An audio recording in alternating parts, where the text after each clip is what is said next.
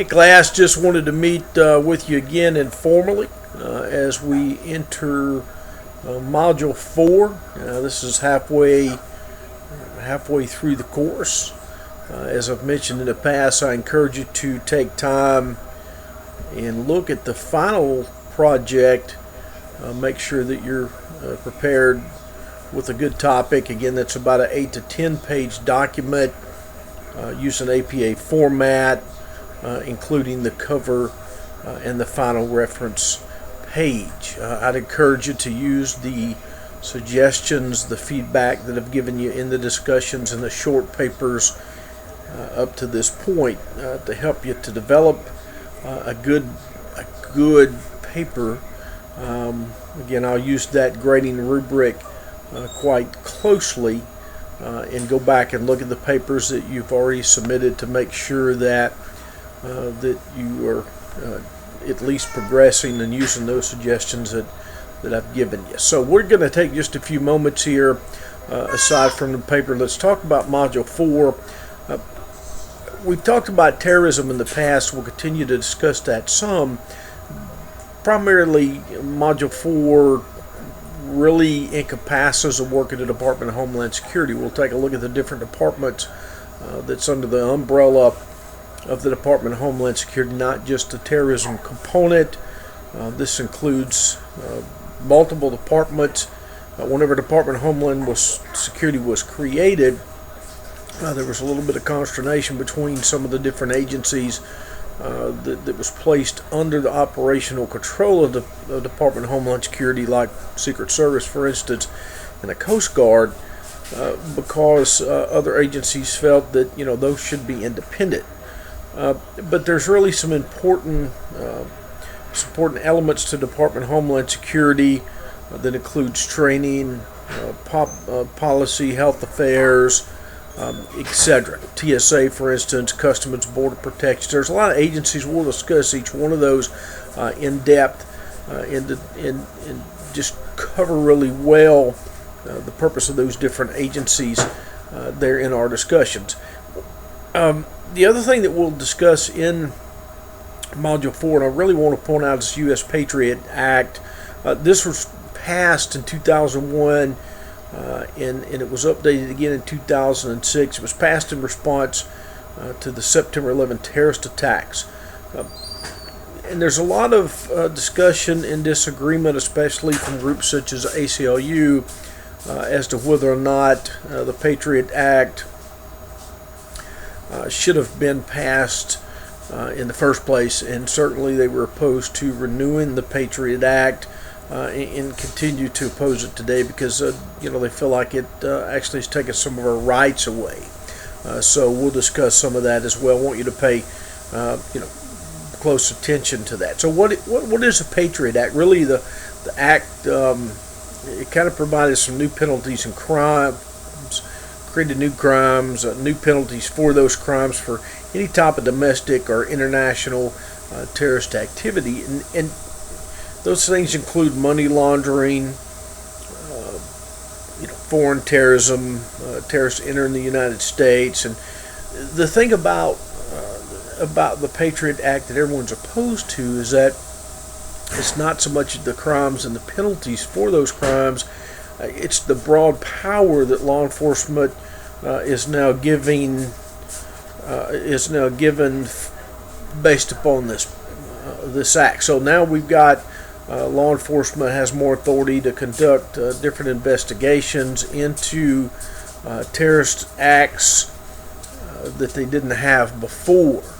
One of those, of course, is wiretapping. In the past, what would happen is had to be a federal warrant just to conduct some surveillance, and that's been relaxed now compared to the way it used to be. Okay, so I want you to pay real close attention to the Patriot Act because we will have a real good discussion on the purpose of that.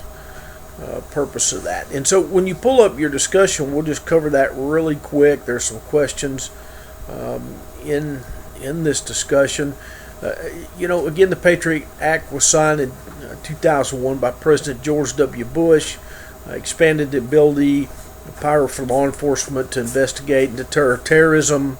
This act allowed law enforcement the ability to monitor and intercept television and telephone conversations and email communications and search documents that they never had the authority to do before. This includes medical documents, financial records, really anything that pertains to the citizen or the potential terrorist that they're trying to find that they didn't have before. So it gave them law enforcement broad powers that was not in place. And that's been, again, as I mentioned, that's been really one of the things that the ACLU and others have been really upset about, is because now these powers are given to law enforcement almost without the need for a warrant that was needed before, and they feel as if that's taking some of the rights away that we've had under the Constitution. Okay, so again, as it mentions in the discussion, you can see this has caused some problems, some concerns, still causes problems. There's a great deal of controversy concerning whether or not these methods are violating our constitutional rights. So the ACLU says yes. ACLU, as well as other privacy organizations and groups, have stated publicly multiple times that the Patriot Act violates the Constitution, takes away our rights to freedom, to illegal search and seizure, because some of those rights are now given to law enforcement, those powers, those authorities that they didn't have before. So in our discussion, what constitutional right do you feel is being violated? Okay, so if those rights are being violated, what right or rights are being violated by virtue of the USA Patriot Act? Okay, do you feel that the government should have this power in order to protect our country from future terrorist attacks, or do you feel there should be other means of obtaining intelligence to deter these acts? So we'll talk about that in depth. I mentioned this earlier in Module 3 discussion with a student, kind of a reply there. So again, just take a look at Module 4, and we'll pay close attention to that and have some real good discussion on the Patriot Act, as well as the different agencies found within the Department of Homeland Security. Please, again, pay attention to the final project that's coming up. It will be due soon. I'd encourage you to continue to take a look, prepare for that. It's 8 to 10 pages. It must be APA. I'm going to check your grammar. All the things found there in the grading rubric, so please pay close attention to that. If you have any questions in the meantime, feel free to reach out to me, and I'll do everything I can to assist you in making sure that you develop a good paper, whatever that takes. We'll work together to make sure we get that done.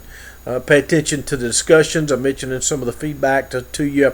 Extend those discussions, expand them, expand your thoughts so that you provide just a little bit more information when you reply to other students. And as always, continue to do a good job like you have been doing. And I'd encourage you to contribute to those expanded discussions that we often have. Don't just meet the minimum. Try to exceed those as best you can. Hopefully we'll have a great week. Make sure that you continue to take a look at your blogs.